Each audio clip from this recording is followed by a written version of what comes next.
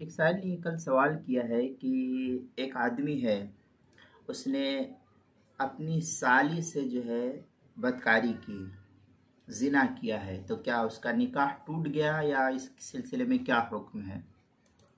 क्या साली से जिना करने से निकाह ख़त्म हो जाता है? इसका शरई हुक्म क्या है? तो इस सिलसिले में ये जानना चाहिए कि ऐसी सूरत में बीवी के साथ निकाह तो बदस्तूर बाकी है, निकाह उसका नहीं टूटा है, मगर जिस फेल का ये शख्स मुर्तकिब हुआ है, साली के साथ जो हरकत हुई है, वो एक अजीम गुनाह है, भारी गुनाह है, गुनाह कबीरा है।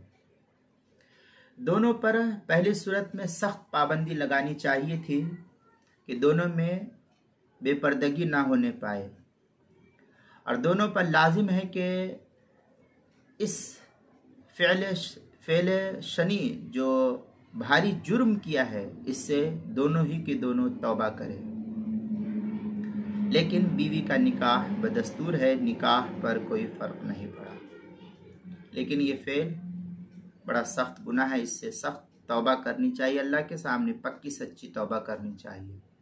दुर्र मुख्तार में वतिया उख्त इमराआ ला तहरिम अलैहि इमरा, दुर्र मुख्तार किताबुन निकाह फस्ल फिल मुहर्रमात, जो कराची का छपा हुआ नुस्खा, उसकी तीसरी जिल्द सफ़ा 34, ज़करिया बुक डिपो देवबंद का हिंदी नुस्खा उसकी चौथी जिल्द सफ़ा 109, फतावा कासमिया उसकी 13वीं जिल्द सफ़ा 372 और 73 पर नकल किया है।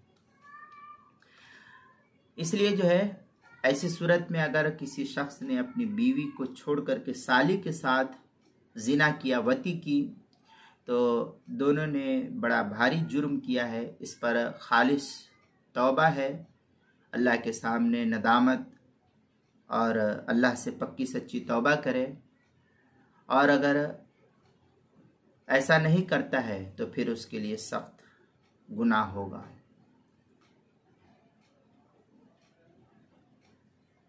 फतावा कासमिया में इसकी तफसील देख सकते हैं, 13वीं जिल्द सफ़ा 373 पर मौजूद है।